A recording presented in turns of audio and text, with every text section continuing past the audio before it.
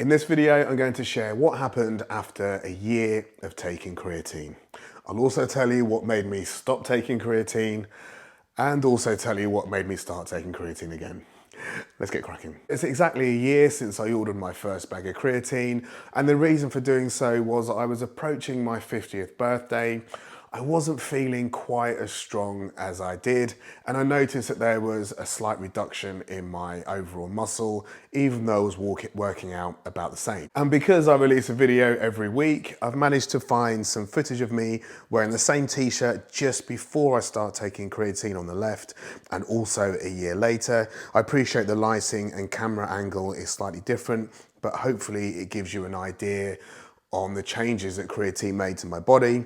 My training routine didn't really change during this time. In fact, I would say that I was probably working out slightly less on creatine than without creatine. The reason being is I was able to go a little bit harder, which meant I didn't need as many workouts. My chest, arms, my back and my shoulders certainly grew during this time, but so did my waistline, which wasn't quite as good. So what exactly is creatine? Well, it's a compound that your body naturally makes, and you get it from protein-rich foods such as steak. Many people take extra creatine just to help them improve their muscles and also their ability to train a bit harder. And some people think it also improves things like brain health and brain function. It's probably the most tested supplement in history, and it's considered very safe to use.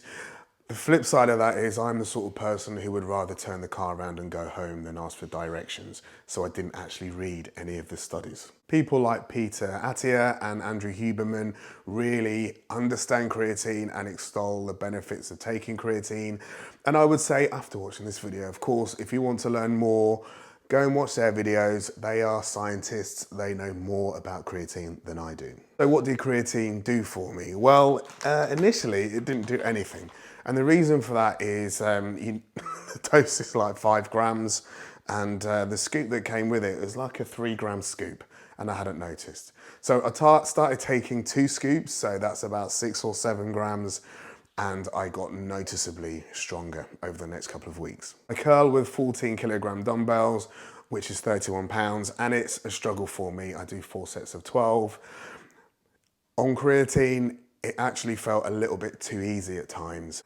My pull-up game is fairly good.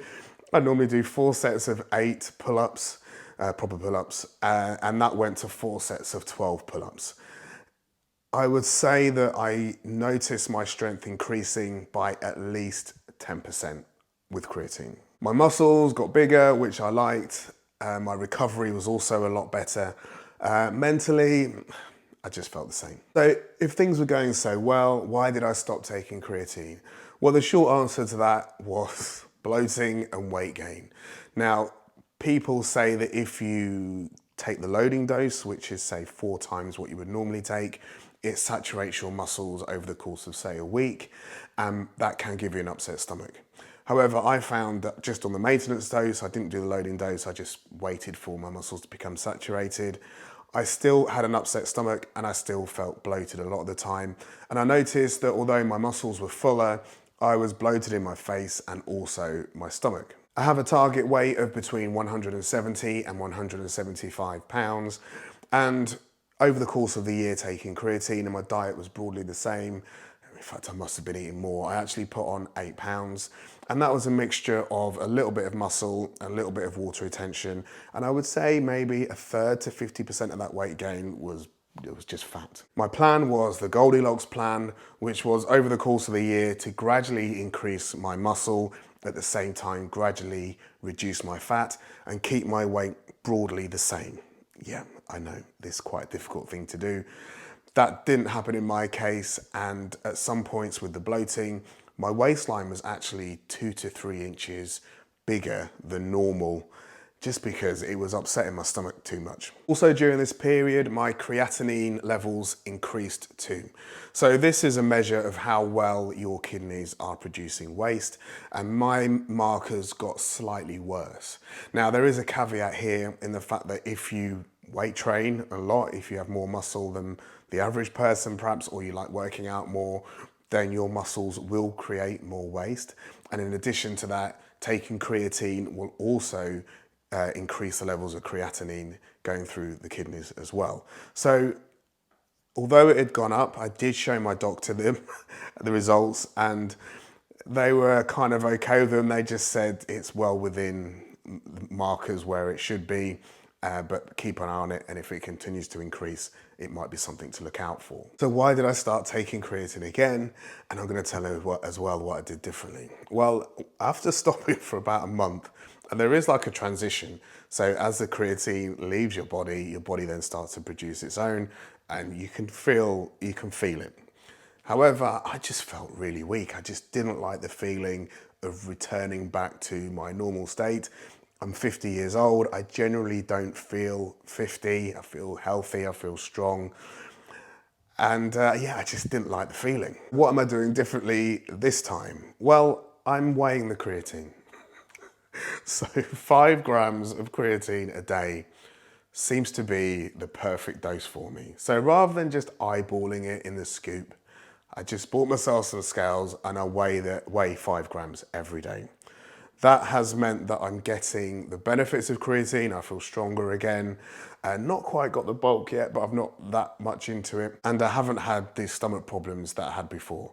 I think I was just taking more than my IBS stomach wanted to handle. In addition to that, I'm just keeping a closer eye on my diet this time as well. I'm 5'7.5". So about 2,000 calories Monday to Thursday works well for me.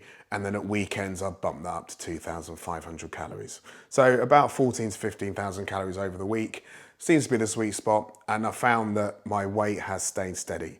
I've lost the 8 pounds I put on when I was on creatine. And at the moment, my weight is still going down very slightly, even though I can feel the effects of the creatine coming back on. And I'm feeling a lot more confident this time that I can continue to reap the rewards of taking creatine without starting to get famine resistant again. I'm certainly in better shape than I was in my 20s and 30s. Not quite as good a shape as I was at 40, but my desire has kind of waned a bit. I spend less time training than I used to, and less time being really strict with what I eat. So in conclusion, in my case, creatine has worked really well with regards to helping me train. However, it's important to mention and reiterate that I am neither a qualified PT, scientist, or a doctor. And although I consider it to be a very safe substance to use, if you're thinking about taking it, I would certainly do your own research before starting. And as always, I hope you found this video useful, and until next time, see you soon.